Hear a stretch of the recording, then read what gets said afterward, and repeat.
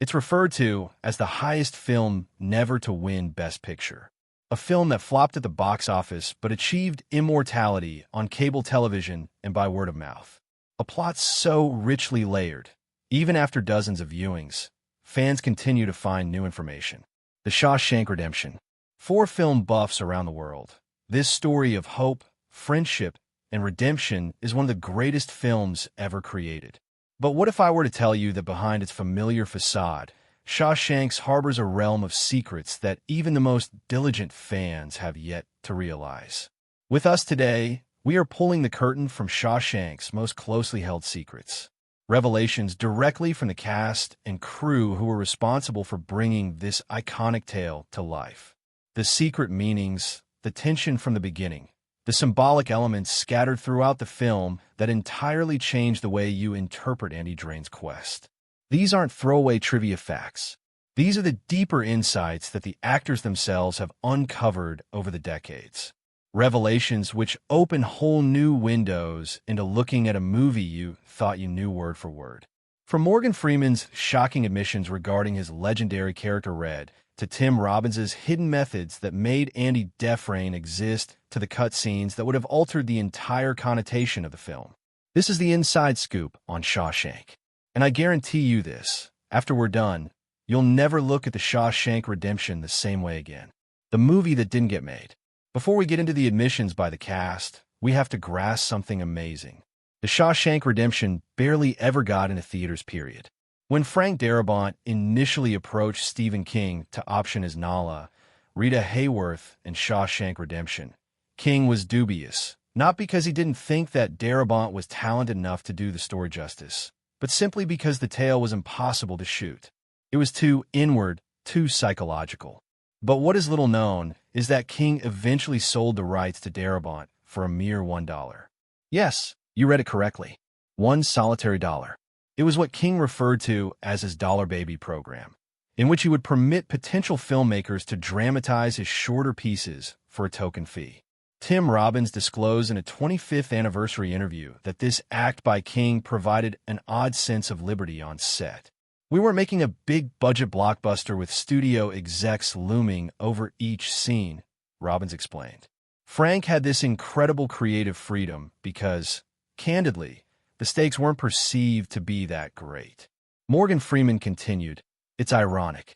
The movie that would eventually become ranked #1 on IMDb for years began as nearly an afterthought for Hollywood. Columbia Pictures hardly knew what to do with it. This unusual start paved the way for what would turn out to be one of Hollywood's greatest underdog stories. A movie that took the circuitous route to greatness, much like its hero, Andy Dufresne. The prison that created Shawshank. One of the most important factors in establishing the film's realistic atmosphere was the choice to film at the Ohio State Reformatory in Mansfield, Ohio. This enormous foreboding edifice had been shut down in 1990 for inhumane conditions only 4 years prior to when they started filming. What the cast has spoken about in later interviews is how deeply this actual prison impacted their performance. Clancy Brown, who portrayed the sadistic Captain Hadley, admitted, "There was something that happened to all of us when we walked through those gates each morning. You could sense the years of suffering in those walls. It wasn't something you did have to pretend. The prison wasn't a set. It became a character in the movie." Tim Robbins would sometimes sit by himself in the cells during the breaks, soaking up the claustrophobic reality of prison. Those cells were small, 6 by 8 feet, Robbins said in a 2019 interview. When you stood in one and the door closed, something primal occurred in your brain. The panic was real. What fans might not know is that many of the extras working on the film were actually former prisoners of that exact same prison. Director Frank Darabont wanted authentic reactions during the yard scenes and mess hall sequences. So, he hired men who had actually served time there. Their weathered faces and knowing glances weren't acting. They were reliving their own memories. This commitment to reality carried over into every detail of the production. The production team even aged the walls of the prison differently for scenes filmed in different decades, gradually cleaning them up as the movie moved backward in time, a subtle touch most viewers never consciously registered. Freeman later said that this commitment to reality altered his approach to Red. I wasn't acting a prisoner on a movie set. I was acting a man who had spent decades in that particular hellhole. There's a difference. The characters behind the characters. What many viewers don't know is that each of the principal actors created elaborate backstories for their characters, details never explicitly stated in the movie, but which informed every gesture, every line reading. Morgan Freeman disclosed that he created an entire criminal history for Red that far exceeded the film's brief reference to his murder conviction. In my mind, Red was a man who ran numbers in the black community, probably in the late 30s or early 40s. He was someone who had power on the outside and lost it all. That's why he's so good at getting things inside. He was always a fixer, always knew who to speak to and how to make things happen. This background accounted for Red's unique position within Shawshank and his instant recognition of something different in Andy Dufresne. Red looks at Andy and thinks, here's another man who had position and lost it all. There's a sense of recognition there. Tim Robbins approached the construction of Andy Dufresne in an even more unexpected way. I actually constructed two different characters, Robbins said in a director's commentary. There was the Andy that everyone at Shawshank perceived, careful, deliberate, reserved. And then the true Andy, the one glimpsed only in short bursts, the one who spends his nights digging in the wall. This dual character guided Robbins' performance in ways most viewers never consciously notice. When Andy is in his public mask, Robbins kept his body taut, his movements to a minimum. But in private scenes, such as when he plays the opera music on the prison speakers, his body relaxes, becomes more natural. It's a transition so subtle most viewers sense it without actually seeing it. Perhaps most intriguing is James Whitmore's method for playing Brooks Hatland, the old librarian whose inability to cope with life beyond the prison walls leads to his suicide. Whitmore said he based the character on his own father who had been a victim of depression in his later years. The scene in which Brooks feeds the birds wasn't in the original script. Whitmore said, I suggested it because my father used to do that in the park after my mother died. There was such deep loneliness in that small gesture. This individual connection provided Brooks's short but pivotal plot with an emotional richness that lingers far longer than its screen time. It's only one of the ways the actors imbued their characters with bits of real life that turned Shawshank from a prison drama into something much more human. The secret meaning most fans never see.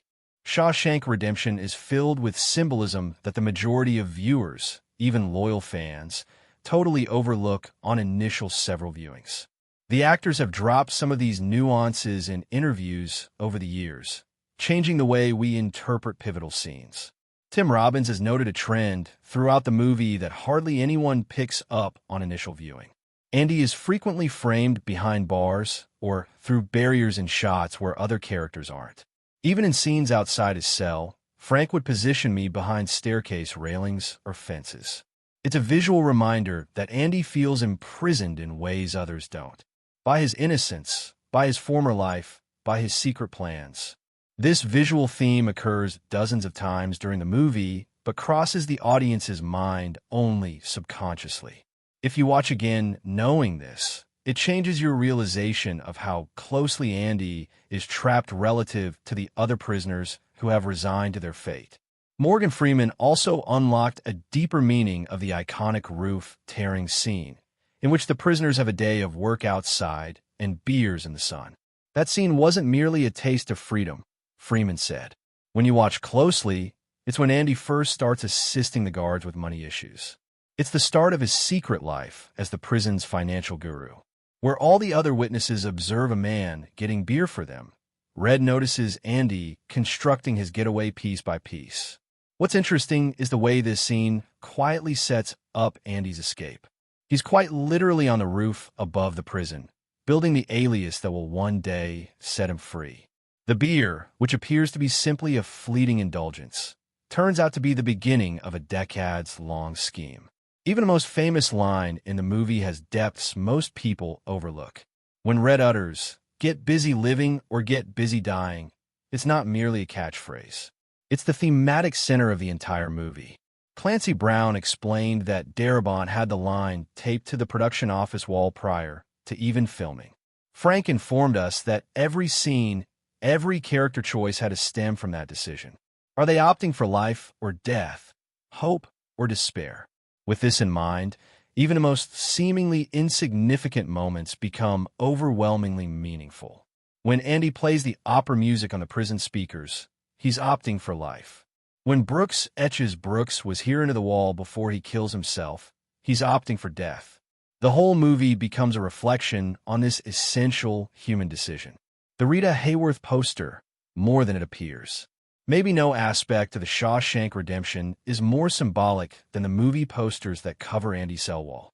Rita Worth, then Marilyn Monroe, and lastly Raquel Welch.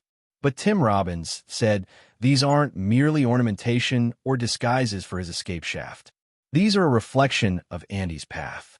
The posters serve to tell Andy's story, Robbins said.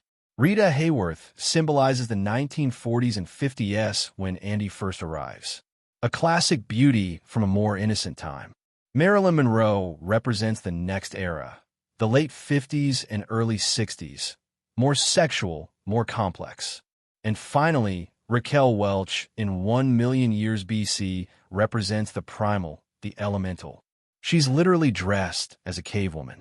It's Andy stripping away civilization, preparing to crawl through to come out clean on the other side.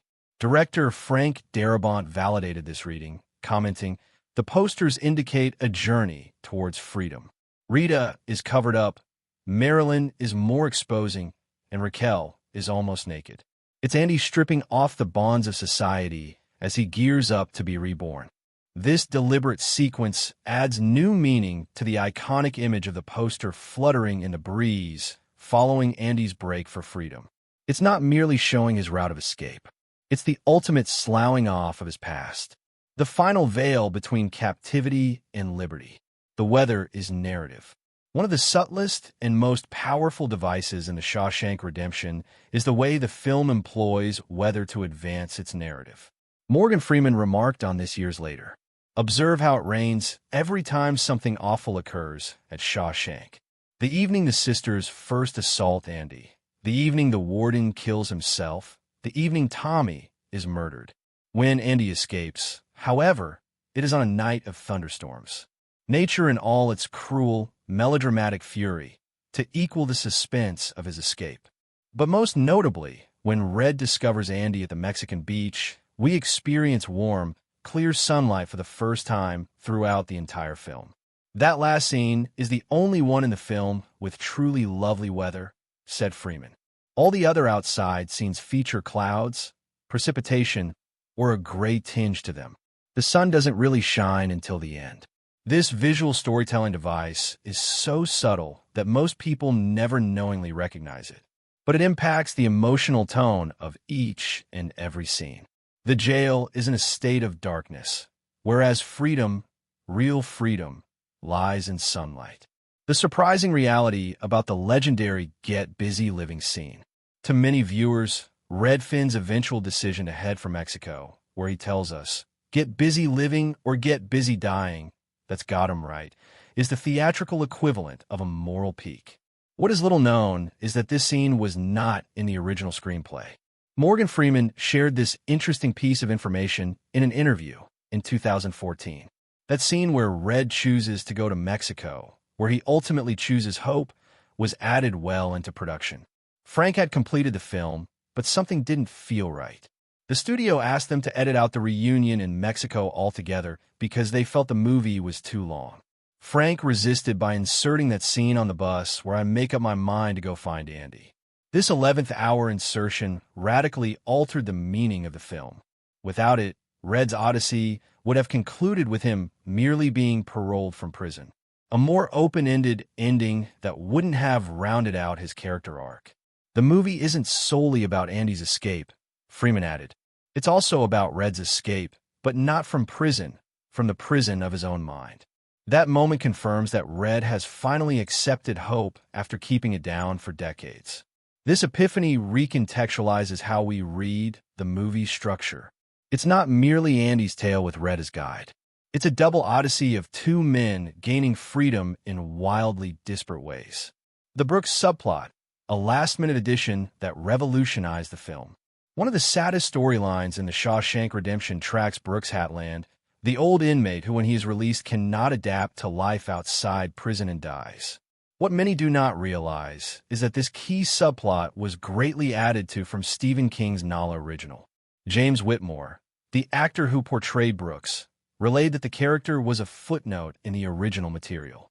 Frank recognized something in this small character that others did not. Whitmore described how he realized Brooks spoke for all the men who get institutionalized, can't survive outside the walls once they become home. Deciding to broaden Brooks' character transformed the emotional tone of the movie. It set up Red's ultimate release and provided a heart-wrenching counterpoint to Andy's unwavering optimism. Without Brooks, the conclusion would be decidedly less potent. We wouldn't realize how great it is that Red takes another route.